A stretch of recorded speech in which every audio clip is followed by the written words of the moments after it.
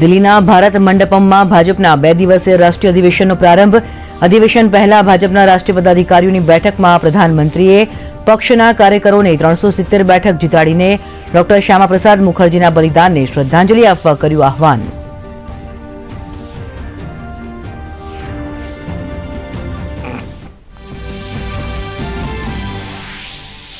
ભાજપના રાષ્ટ્રીય અધિવેશનમાં પ્રથમ દિવસે રાજનૈતિક પ્રસ્તાવ થયો પસાર.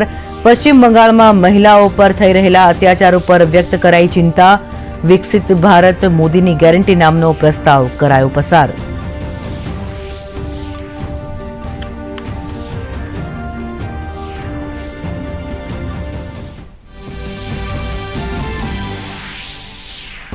પશ્ચિમ બંગાળના સંદેશખાલીમાં બહારના લોકોના પ્રવેશ ઉપર પ્રતિબંધ.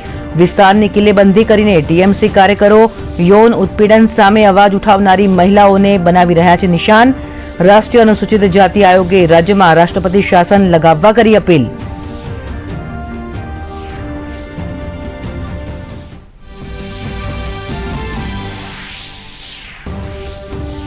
ઇસરોએ ફરી રચ્યો ઇતિહાસ. સૌથી આધુનિક સેટેલાઇટ ઇનસેટ 3DS નું સફળ પ્રક્ષેપણ. શોધખોળ અને બચાવ અભિયાનો દરેક પ્રકારના હવામાનની સચોટ આગાહી કરવામાં મળશે મદદ.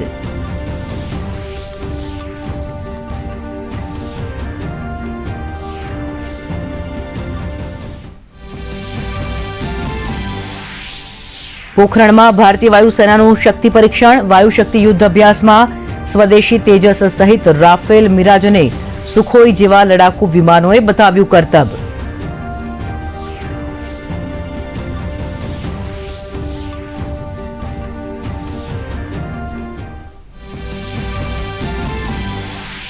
નર્મદા જિલ્લાની વાડિયા કાલાઘોડા પ્રાથમિક શાળામાં કૃમિની દવા આપવામાં આવતા 10 થી વધુ બાળકોની તબિયત લથડી. બાળકોને તાત્કાલિક ખસેડાયા હોસ્પિટલ. તમામ બાળકોની તબિયત સુધારા પર.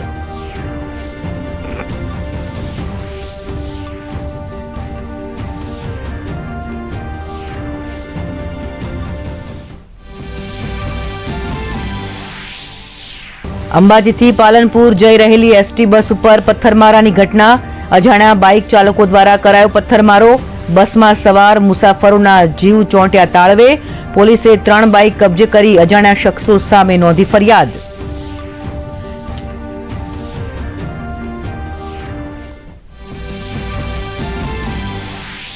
અંકલેશ્વર જીઆઈડીસીમાં આવેલ ગાયત્રી કેમિકલ્સના ટ્રકમાં લાગી આગ. બનાવને પગલે 5 ફાયર ફાઇટરો પહોંચ્યા ઘટના સ્થળે. સદનસીબે કોઈ જાનહાનિ નહીં.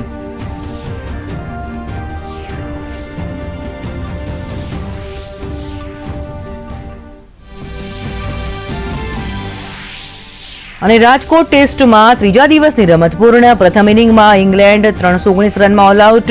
ભારતની બીજી ઇનિંગમાં 2 વિકેટે 196 રન. જયસ્વાલની શાનદાર સદી. ભારતને મળી 322 રનની સરસાઈ.